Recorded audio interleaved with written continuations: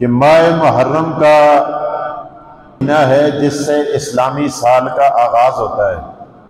इस्लामी साल 1 जनवरी से शुरू नहीं होता बल्कि 1 मुहर्रम से शुरू होता है। लेकिन आज मुसीबत यह है कि हमारी नई नस्ल जिनको इस्लामी महीनों का नाम तक नहीं आता,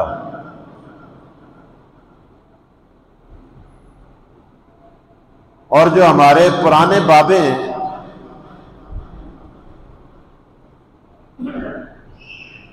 या हमारी दादियां नानियां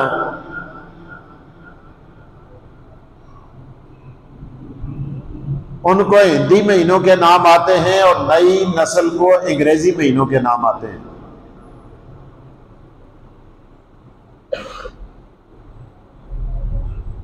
पुराने लोग चैतर, बसाख, जेठ, हाड़, सावन, भादरा, आसू, कते, मंगर, पो, माह, फगन, फिर चैतर, ये हिंदुओं के महीने। नई नस्ल जो है वो जनवरी, फरवरी, मार्च, अप्रैल, मई, जून, जुलाई, अगस्त वगैरह, ये अंग्रेजा के महीने। मुसलमानों को पूछो, तू नमाज भी पढ़ दे, हाजी भी अखाल दे, मस्जिद में भी आने, आपा को बड़ा दीनदार भी अखाल दे, सिर्फ इतना पूछो कि इस्लामी महीने इन्हां दे ना सुना कर उसको इस्लामी महीनों के नाम तक नहीं आते। जो खुद इस्लामी महीनों के नामों से नावाकिफ हो, आप बताएं उसको क्या पता होगा कि इस्लामी साल का आगाज कहां से होता है। इस्लामी साल का आगाज मुहर्रम अल हराम से होता है। और आपको यह भी गिन के बता देता हूं, मुहर्रम, सफर, रबीउल अव्वल, रबीउल सानी, जमादियुल अव्वल, जमादियुल सानी, रजब, शाबान,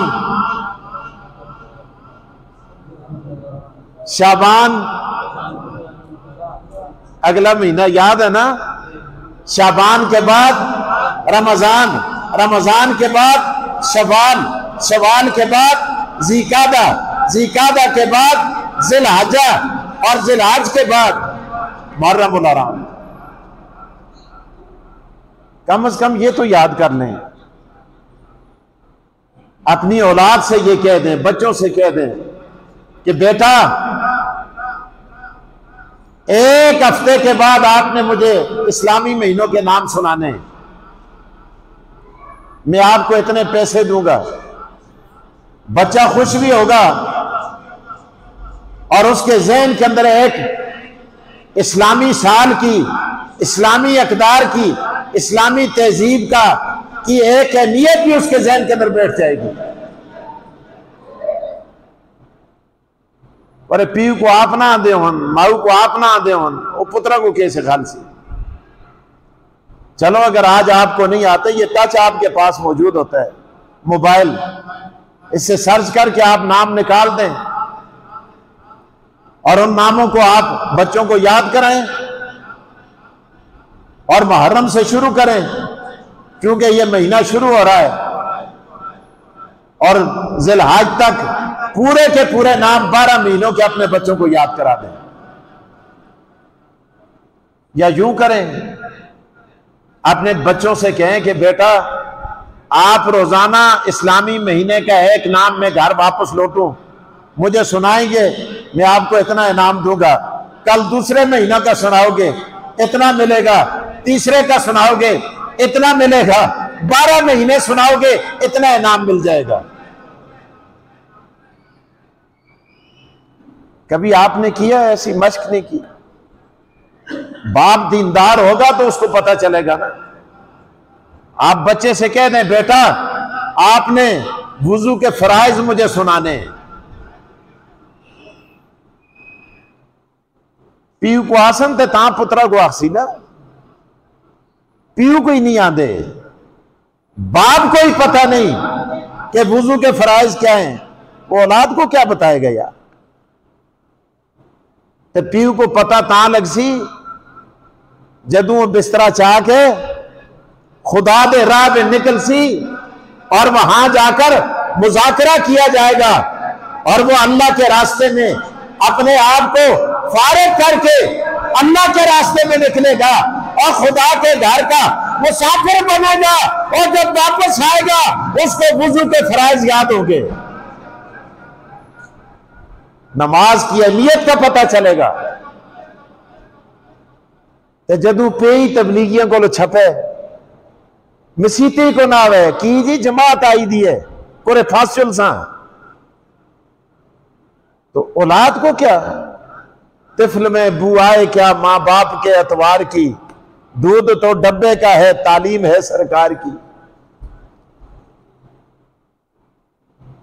बाप दीनदार होगा तो औलाद दीनदार बनेगी, मां ने पुकार होगी तो औलाद दीनदार बनेगी।